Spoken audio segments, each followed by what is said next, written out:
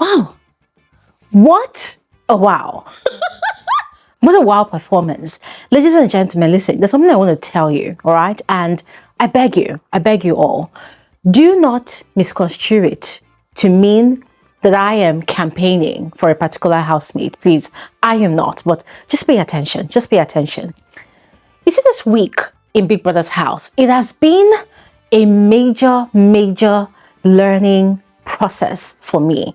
It's been very educational, yeah.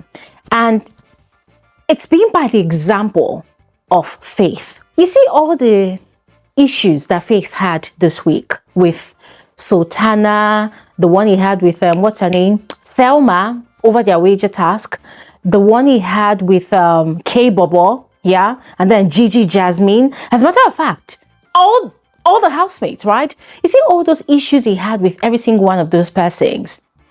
And the fact that right in the midst of all of those, issues, right?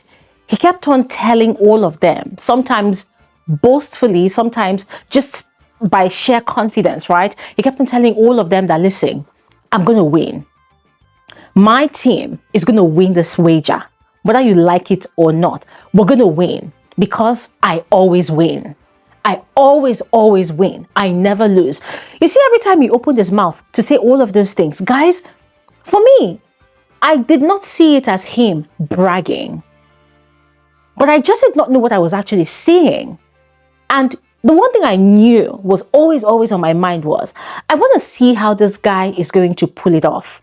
I want to see how he's going to achieve it. I want to see him prove right his answers and prove wrong the naysayers. Because it's a big deal for you to make such bold declarations in Big Brother's house. Why? Because you never know with Big Brother. The thing about Big Brother is Big Brother sees and hears everything. So sometimes when housemates goes out of their way to brag like they know the show, like they know what Big Brother is going to do next, Big Brother always just spins the wheel. Yeah. So when they think that Big Brother is going to go in this direction, Big Brother literally goes the other direction. Sometimes to teach them a lesson, sometimes because, of course, things can just never ever go their way. Yeah. So I've been watching Faith first with the whole disregard from Sultana and some other housemates, right? That one happened. And I thought it was really going to bring him down because Sultana really rubbished this guy, dismissed this guy, made him feel really tiny, completely bruised his man ego. I thought he was going to buckle under that pressure. I thought he was going to just fizzle out. But guess what? Faith threw himself into the preparations for their task, for that debate. He threw himself into it. Day and night, when the housemates are not working on maybe a sponsored task or maybe something that Big Brother is instructing them to do, you are seeing that Faith is engrossed in that work. He took it like he was about to submit his PhD thesis. That guy carried that task on his head. He was very serious about it. He was putting in the work. And then when some of his fellow housemates would accuse him of being boastful, of being too proud, of being a know-it-all, the one thing he kept on telling them was, I never lose. I always win. And I'm going to win this wager. My team is going to win this wager. And you guys are going to stand here and see it. He kept on making those bold declarations. But here's the thing that I learned. And this is actually the message, right? Whilst making those bold declarations, Faith was not sleeping. Faith was not chasing around unseen shadows in the house. Faith was not fighting over food. Faith was not quarreling unnecessarily. Instead, what was Faith doing? Faith was putting in the work. Ladies and gentlemen, I don't know if you get it right now. I don't know if you get it. The Bible says that faith without work is dead. Faith was literally manifesting the meaning of his name or the message that comes with his name according to the scriptures. Faith without work. So he knew that all of those bold declarations he had been making, he knew that none of them would come to pass if he did not put in the work with himself and with his team members. And so the guy put in the work. And ladies and gentlemen, they won. In other words, Faith won. Everything he had been telling his team members, everything that they had been disagreeing with him about, they ended up realizing that this guy wasn't capping. He wasn't lying. And so when people had declared in the arena that the meat-based diet plan won the debate, his team members went wild. They were so happy and shocked that they won, that they carried Faith on their shoulder and they were hailing this guy. And see, that was such a beautiful moment, ladies and gentlemen. That was such a beautiful moment. I could not just imagine how Faith felt at that point in time. I just could not imagine. And I loved the fact that he proved not just the other teammates wrong or all the other housemates wrong, but especially the likes of Thelma. Thelma antagonized Faith so much so that she was able to mobilize other housemates, to see him as a know-it-all, like an endless critique of what everyone else is doing. They were accusing him of being a perfectionist and but by the time they were declared the winners of that wager, oh my goodness, just the sheer reality of them being a part of the winning team, guys, it was mind-blowing. And so I want to say massive congratulations to Faith and to his team members, the meat-based diet plan team. Yes, I'm just super excited for them. And overall, I'm just happy for the entire house because, ladies and gentlemen, you know that they lost their wager last week. And so this week, they were all out to prove themselves, right? So aside Faith, who was also working really hard, Thelma too was working really hard, and every other housemate was working really hard. It wasn't a particularly easy week for this housemate, right? And you could see how a lot of them were getting really tired, fagged out. They needed to sleep. And it also did not help matters, with the theme of the week that Big Brother kept on alerting them, to do certain activities in the house. So overall, it was a nice one.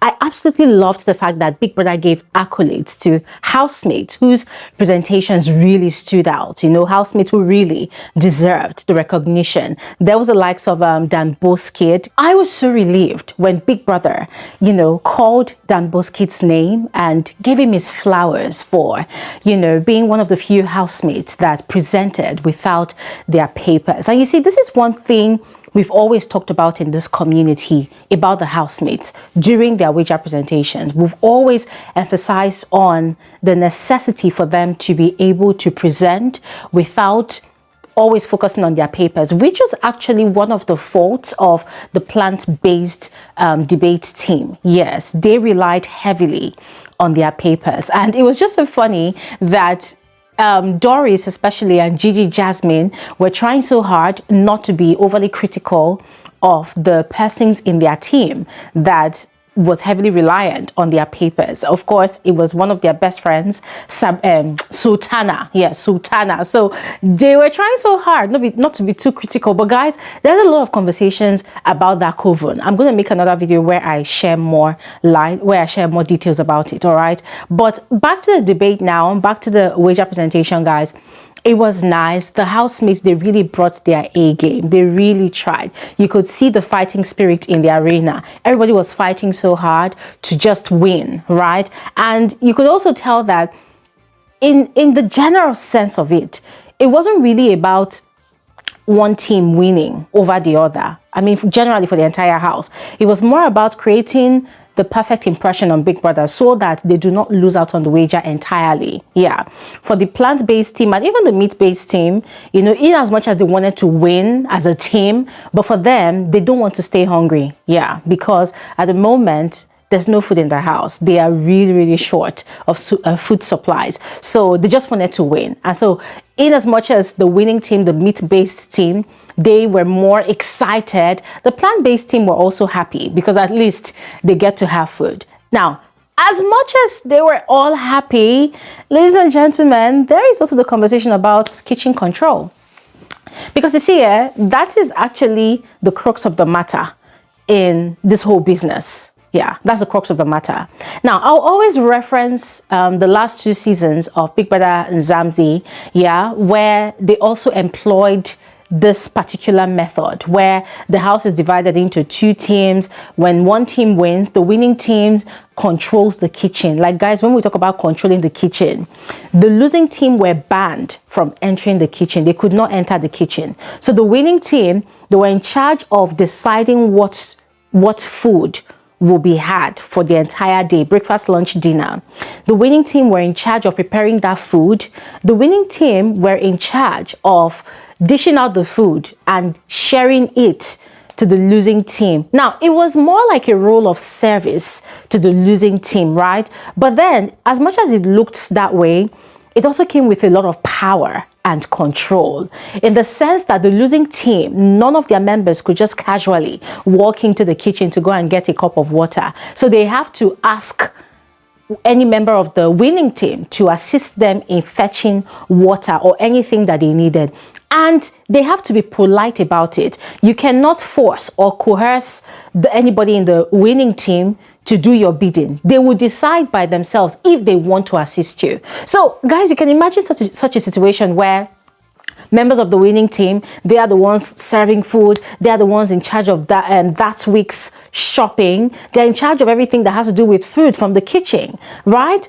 And already they're probably tired because they are slaving out already, cooking for these people that are losers, doing the dishes, cleaning the kitchen and all of that.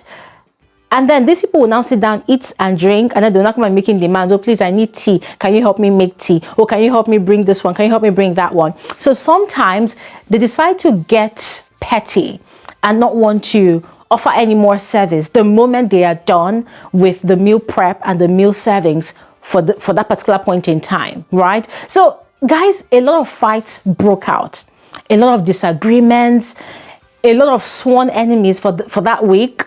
It broke out, ladies and gentlemen. It was really, really intense. The tension, the pressure in the house, it was crazy. It was crazy. And so I do not really know the extremity of this rule in this season of Big Brother Naija, right? So I'm really waiting for that moment when the head of house will go and ask Big Brother for all the specifics, because that was what happened during Big Brother and Zamzi. They had to go and ask Big Brother for the specifics. Big Brother, what are the boundaries of our power? Can we do this? Can we not do that? You know, and Big Brother laid it all out to them. And guys, it was just crazy. So as I said, I am looking forward to seeing the extremity or the extent of the power that will be wielded by members of the winning team. Yeah, because as much as the plant-based team, that's the losing team, are happy that at least they won the wager, ladies and gentlemen, it's going to be a long ride come next week, because on the losing team, we have the 2 kitchen rebels in that team. And I'm referring to Isabella and Imisi. These 2 girls, I call them the kitchen rebels because they do not eat the general food that is prepared in the house. It doesn't matter whatever kind of food it is. Once a meal is prepared, you see them clamoring to get into the kitchen to cook their own food. Imisi is always saying that she does not eat anybody's food because she loves spicy food. So she enjoys preparing her own meal. Yeah, and that has been the case. But then again, this new victory for the winning team, ladies and gentlemen, and the rules that comes with it, and that is if Big Brother is going to make the rules very strict, it's going to completely frustrate Imisi. And you know, she loves revolting. She loves fighting. She loves the drama. She loves the chaos. If nobody wants to allow her to cook her own food, she's ready to destroy every and anybody in her way. So I cannot wait to see how she's going to manage herself. I cannot wait to see if she's going to want to break Big Brother's laws and say, okay, Big Brother, I'm not going to allow anybody cook for me, blah, blah, blah. I want to see how she will cope. Because the truth is, Big Brother does not care about your preferences. So long as the winning team are going to be in charge of the kitchen, Imisi might not be able to cook her food. She cannot. The winning team cannot even give her the permission all permission comes from Big Brother. And Big Brother is not the type to give preference to just one housemate over the other housemate, over his own rules. And then there's also Isabella. Isabella too is quite strong-headed when it comes to eating with the general house. So guys, it's going to be an interesting new week. Come next week, I cannot wait to see how everything pans out, because from the look of things, there's going to be a lot of fights. There's going to be a lot of fights. There's going to be a lot of quarrels, and it also depends on the theme for that week and what the wager presentation entails, if it's even going to give them the time to even be quarreling and bickering all around the house. So ladies and gentlemen, I'm going to stop talking here right now, because I would love to hear your thoughts about the wager presentation in itself and everybody that played a major role in it, and also your thoughts about the reward for winning the wager. Please go ahead, share your thoughts in the comment section below. I will see you guys on my next video. Thanks for watching. Have an amazing day.